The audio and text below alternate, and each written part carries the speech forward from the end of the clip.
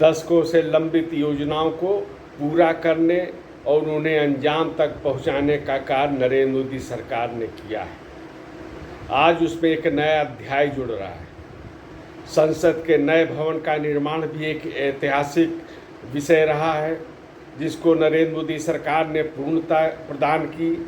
आज उसी नए सदन के लोकसभा में इतिहास रचा गया महिला आरक्षण विधेयक को पारित किया गया। ये भी दशकों से लंबित था। 4 बार इसको प्रस्तुत पहले करने के प्रयास हो चुके। यूपीए सरकार ने भी इसको प्रस्तुत किया, राज्यसभा से पारित भी हुआ और लोकसभा में जब ये विधेयक आया, जब प्रस्तुत करने का प्रयास किया गया तो अनेक प्रकार से हंगामे हुए, गतिरोध हुआ और मारपीट तक की नौबत आई। अगर पिछले उदाहरण देखें सब क्रम से, तो एक बात तो साफ तौर पर समझ में आती है कि पहले महिलाओं को आरक्षण देने का विषय गंभीरता से लिया ही नहीं गया। इसमें उस समय के नेताओं की दिलचस्पी ही नहीं थी। सबकी एक दिलचस्पी थी कि महिलाओं को आरक्षण पे चर्चा के नाम पर किस प्रकार अपने को पिछड़ों का मसीहा बताया जाए। कोई दलितों का मसीहा बता रहा था और इसी कारण हंगामे होते थे और विधेयक हर बार ठंडे बस्ते में चला जाता। आज का परिदृश्य देखिए, फिर एक बार उसी तरह के प्रयास हुए थे। पिछले घटनाएं याद करिए। आज भी प्रयास किए गए, किसी ने पिछड़ों के प्रति हमदर्दी दिखाई, ये दिखाने का प्रयास किया कि जैसे पिछड़ों के लिए बड़े बेचैन हैं, बड़े हितैषी हैं और बड़े नेता। सारी की सारी वोट बैंक की राजनीति भी आज चल रही थी। चुनाव की दृष्टि में ध्यान रखते हुए भी बयान दिए जा रहे थे।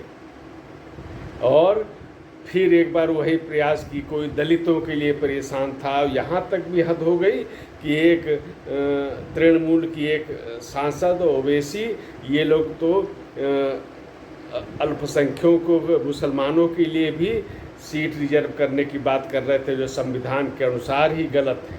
संविधान ने धर्म के आधार पर किसी भी प्रकार के आरक्षण को रोका है, मनाही की है।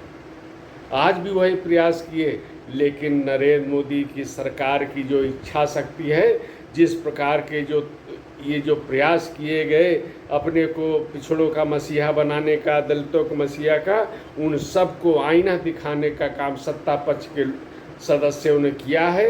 और एक एक बात का तर्कसंगत जिस तरह से जवाब दिया गया, उसके बाद उनके पास हंगामा करने के लिए कोई विषय ही नहीं बचा था।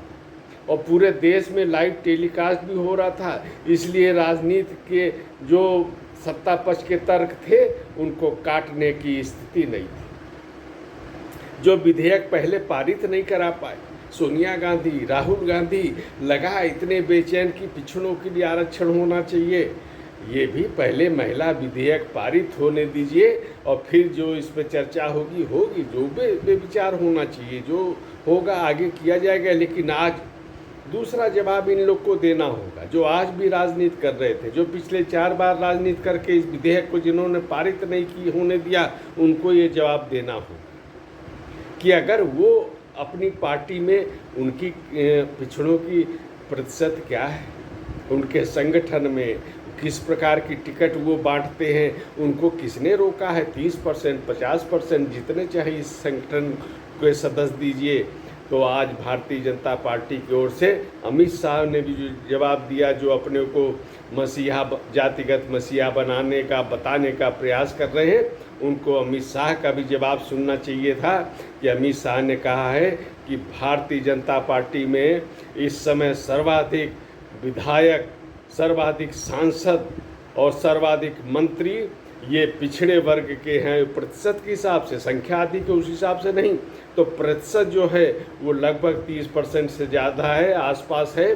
और केंद्र में मंत्री हो, राज्यों में मंत्री हो, यहाँ तक कि देश के प्रधानमंत्री भी भारतीय जनता पार्टी ने ओबीसी वर्ग से बनाया है। तो इस प्रकार भारतीय जनता पार्टी को एक प्रकार से घेरने का प्रयास किया जा रहा था।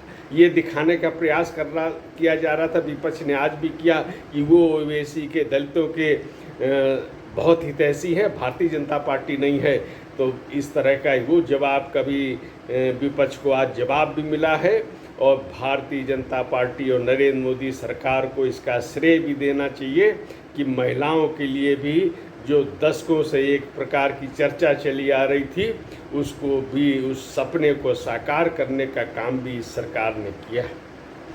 और इतना ही नहीं, आज विपक्ष के कुछ लोगों की परेशानी तो बड़ी दिलचस्प रूप से दिखाई दे रही थी। यूपीए सरकार में जिनकी इशारों पे प्रधानमंत्री चलते हो, वो भी आज पूछ रहे थे कि ये लागू कब किया जाएगा आरक्षण।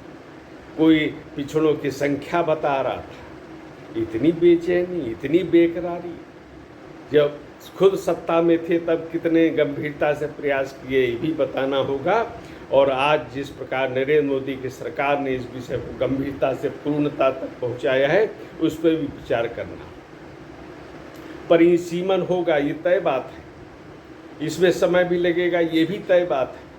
लेकिन कम से कम एक जो महत्वपूर्ण चरण था, जो संसद से पारित होना चाहिए, लोकसभा से आज हो गया है, तो एक जो महत्वपूर्ण जो चरण था, जो यहीं से पारित होना था, संविधान संशोधन का अधिकार किसी अन्य को नहीं है, तो संसद में जो काम होना चाहिए था वो काम हुआ है।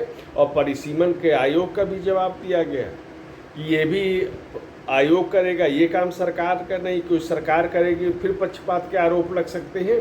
तो एक परिसीमन आयोग है, वो निष्पक्षता और पारदर्शिता से कार्य करेगा, और ये भी पूरा होगा। जनगणना की बात है, वो भी होगा आगे, इसमें निश्चित रूप से समय लगेगा, ये बात सही है। लेकिन एक बड़े पड़ाव को पार किया है, सफलतापूर्वक पार किया गया है। इसका श्रेय जो नरेंद्र मोदी के नेतृत्व को है, जिसमें समस्याओं को टालना नहीं, लटकाना नहीं, बल्कि उनको समाधान तक पहुंचाने का जो एक संकल्प है, उसी संकल्प को आज देश ने देखा है।